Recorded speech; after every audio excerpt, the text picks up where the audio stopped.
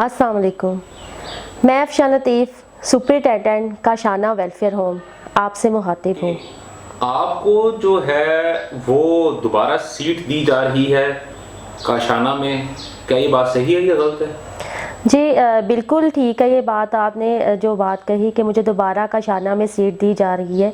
काशाना की सीट तो कभी मुझसे ली ही नहीं गई। 16 अगस्त 2019 को जब मेरा सस्पेंशन ऑर्डर निकाला गया और मुझे डी सीट किया गया, उस लेटर को भी इम्प्लीमेंट नहीं किया गया, मुझसे ही काम करवाया गया और मुझे ही सुपरिटेंडेंट लिखा और पुकारा गया और तमाम इंतज़ामी अमूर मैंने ही चलाए।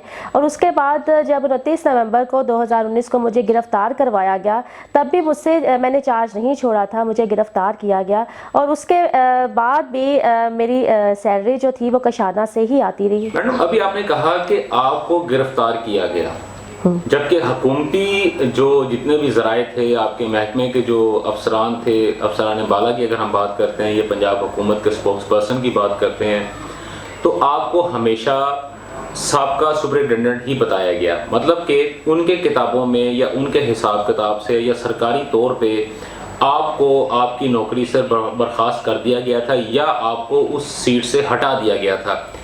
क्या इस पूरे प्रोसेस में या आपको जब सीट से हटाया गया था, क्योंकि अगर हुकूमती इक़दामात की तरफ देखते हैं या उनकी बात को अगर सुनते हैं, बयानात को अगर सुनते हैं, तो वो इतने वसूख से कह रहे हैं, तो क्या वो लेटर आप तक पहुंचा था कि आपको डी सीट कर दिया गया है? मुझ तक ऐसा लेटर कभी नहीं पहुंचाया गया कि मुझे डी सीट किया गया है और ना ही इन राइटिंग कभी ऐसा कोई लेटर निकाला।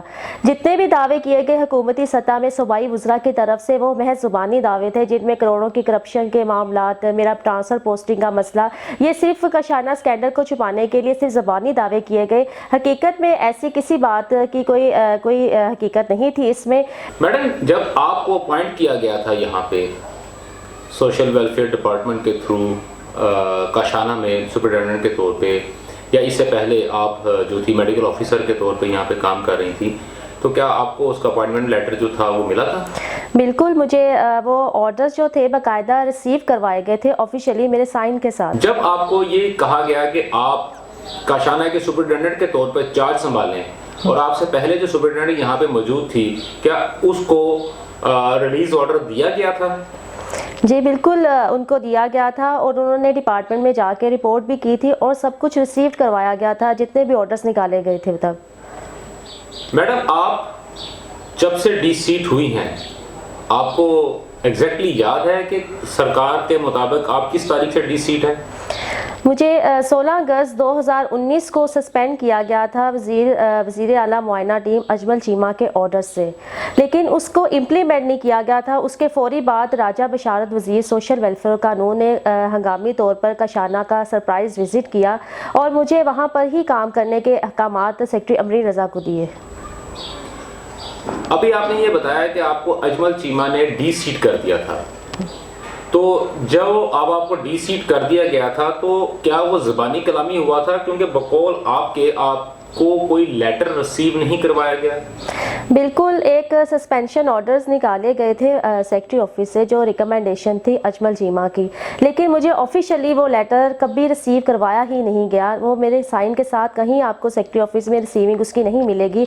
मुझे वो लेटर काशाना में सुपरिटेंडेंट के तौर पर भिजवाया ही नहीं गया। मैडम, आपने तकरीबन 7 माह के बिल्स जो थे उनका आपने एक्सपेंडिचर्स जो थे वो सरकार से वसूली के लिए आपने भिजवाए और आपने ये कहा कि जिस दौरान में आपको इलीगली डी सीट किया गया था, आपसे डीडीओशिप भी ले ली गई थी, आपका बजट भी रोक दिया गया था, तो जो आपने पैसे जो बिल आपने जमा करवाया था, वो किन खर्चों का बिल था?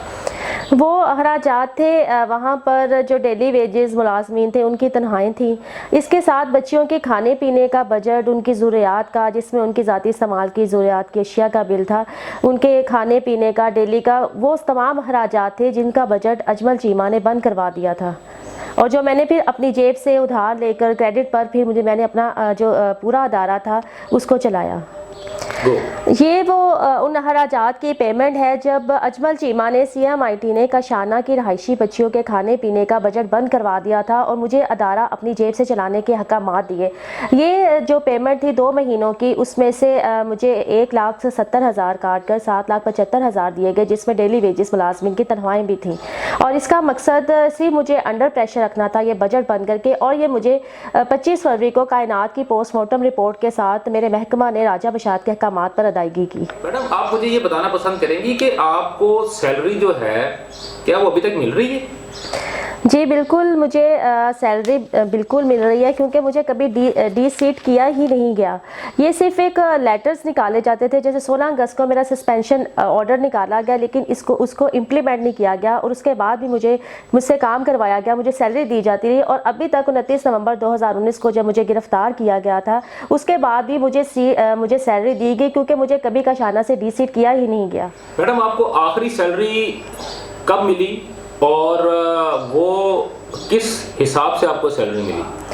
मुझे अप्रैल की इस महीने भी सैलरी मिली है। मेरी सैलरी कभी बंद हुई नहीं और ना ही ये कर सकते हैं, क्योंकि मुझे ना तो मुअत्तल किया गया है, ना टर्मिनेट किया गया है। मैं अभी भी ऑन सीट हूँ, अपने डिपार्टमेंट की एम्प्लॉय हूँ, एक सरकारी मुलाजिम की हैसियत रखती हूँ। सिर्फ ज़ुबानी तौर पर मुझ पर एलिगेशन लगाना और कोई रिटर्न एविडेंस उसके ना होना, ना कोई ऑर्डर्स निकालना, जिसका सबूत मेरी ये सैलरी स्लिप्स है कि मैं अभी तक ऑन जॉब हूँ। मैडम, आपके घर का जो गैस और पानी का कनेक्शन काटा गया है, तो आप क्या इस वजह से काटा गया है कि आपको डी सीट कर दिया गया था, या उसकी वजूहात कुछ और हैं? बिल्कुल ऐसी कोई वजूहात नहीं है कि मुझे डी सीट करने की वजह से ये सब कुछ जो थी कनेक्शंस बंद किए गए। डी सीट तो मुझे कभी ये कर ही नहीं सके, सिर्फ एक ऑर्डर्स निकाले जाते थे, जिसका मकसद मुझे अंडर थ्रेट रखना था, अंडरटेकिंग देने के लिए, सरेंडर करने के लिए, ताकि मैं कशाना स्कैंडल से अपनी कंप्लेंट वापस लूँ।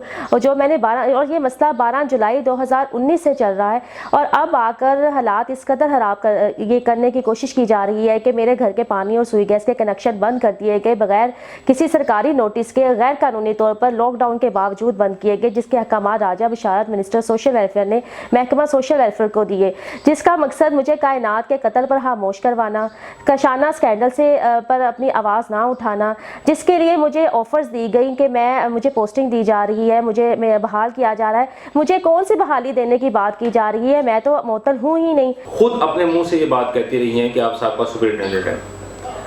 सरकारी जो अदारे हैं, अब ख़ास तौर पे आपका जो अदारा है वो भी आपको साबका सुपरिटेंडेंट कहता रहा, वजारत जो सोशल वेलफेयर है वो भी आपको साबका सुपरिटेंडेंट कहती रही, वजारत कानून कहती रही, पंजाब गवर्नमेंट के स्पोक्स पर्सन आपको कहते रहे, इवन जितना भी पाकिस्तान का जो मीडिया है उसके अंदर हमेशा आपको साबका सुपरिटेंडेंट के तौर पे ही लिया गया। यानी कि उनको यही बात बताई गई कि आपको डी सीट कर दिया गया था और आपकी जगह किसी और खातून को उन्होंने चार्ज दे दिया गया। और आज आप ये बता रही हैं कि आप अभी तक सुपरिटेंडेंट हैं और उसी सीट पे उसी तरह बराजमान हैं। बिल्कुल 29 नवंबर 2019 को जब मुझे अरेस्ट करवाया गया वहाँ से, और मुझे जॉब से सीट से अदारे से निकाला गया, तो उसके साथ ही उसके बाद जिस खातून अफसर को मेरी जगह पर भेजा गया वो तो अब अदारे में है ही नहीं। अभी तक सैलरी मेरी आना इस बात का सबूत है कि वहाँ पर मुझे डी सीट नहीं किया गया। तो क्या ये जो तमाम बातें हुई हैं ये सिर्फ ज़बानी कलामी थी? बिल्कुल 12 जुलाई 2019 के बाद, मेरी कंप्लेंट के बाद कशाना में जो भी किया गया वो इंतहाई गैर कानूनी और सिर्फ ज़बानी तौर पर किया गया। डराया धमकाया गया, बच्चियों का बजट बंद किया गया, मुझे सस्पेंड करवाया गया, सस्पेंड करवा के अंडर सस्पेंशन काम करवाना और CMIT का अदारे का चार्ज संभालना। कशाना में ऐसा कौन सा गैर कानूनी काम था जो इन वज़रा के अहकामात पर नहीं किया गया? और अब बिल्कुल ये बातें हकीकत का रूप धार चुकी हैं, साबित हो चुकी है कि यहाँ पर हुकूमती वज़रा, सूबाई वज़रा जो कशाना स्कैंडल में मुलव्विस हैं, उनका असर और रसूख महकमा के सरकारी आला अफसरान तक पर है।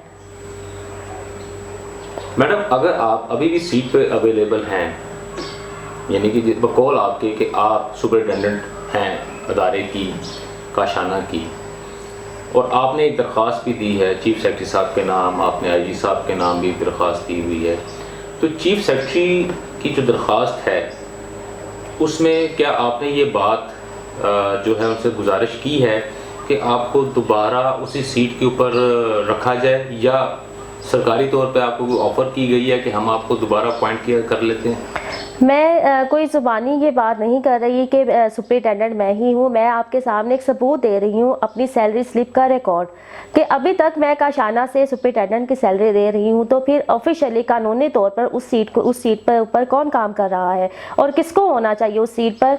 मैंने काशाना स्कैंडल के बाद भी कभी अपनी जॉब के लिए किसी फॉर्म पर नहीं लिखा, ना मैंने चीफ सेक्रेटरी को कोई लेटर लिखा और ना ही मैंने कोई महकमे में कोई लेटर लिखा कि मुझे पोस्टिंग दी जाए या मुझे दोबारा अपनी सीट पर बिठाया जाए। क्योंकि मुझसे ये काशाना में मेरी जॉब को लेकर जो तमाम मामला किए गए, जो बच्चियों के हरासमेंट की कोशिश की गई, वहाँ पर उनकी जिनसी हिरासगी की कोशिश की, उसका मकसद सबसे पहले मुझे एक सस्पेंड करके अंडर सस्पेंशन काम करवाना था। और अब मेरे जो सेक्रेटरी हैं जाहिद गोंदल, वो मुझे बुलाकर अपने दफ्तर में कह रहे हैं कि आप ज्वाइनिंग दें, आपको पोस्टिंग दे रहे हैं। ये पोस्टिंग मुझे फिर 5 महीने से क्यों नहीं दी गई और उनके मुताबिक वो मुझे बहाल नहीं कर सकते क्योंकि मैं मुअत्तल हूँ ही नहीं। वो सस्पेंशन ऑर्डर तो कभी इम्प्लीमेंट हुआ ही नहीं जो गैर कानूनी तौर पर निकाला गया था। और वो सस्पेंशन में वज़ीर अजमल चीमा के जो अहकामात थे वो ही गैर कानूनी हैसियत है, उसको कोई कानूनी हैसियत नहीं थी कि किसी को ऑफिसर को सस्पेंड करने के अंडर इंक्वायरी उसी की कंप्लेंट पर वो सस्पेंड करने के अहकामात देता।